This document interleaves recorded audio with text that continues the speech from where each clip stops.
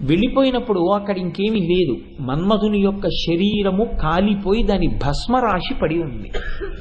ఒక్కొక్కసారి చాలా తమాషా అయినటువంటి పనులు జరుగుతూ ఉంటాయి. ఇవి కాకతాళీయముగా జరిగాయి అని మీరు అనుకోవడానికి వీల్లేదు. ఎక్కడో ఉంటుంది భగవంతుని యొక్క సంకల్పం.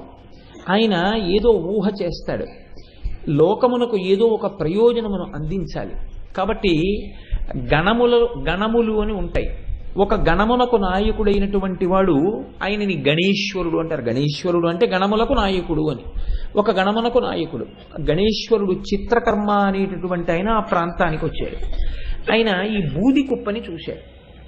చాలా బాగుంది, ఎంత తెల్లటి బూడిదో, దీంతో ఒక బొమ్మ చేస్తే బాగుంటుంది అనుకున్నాడు.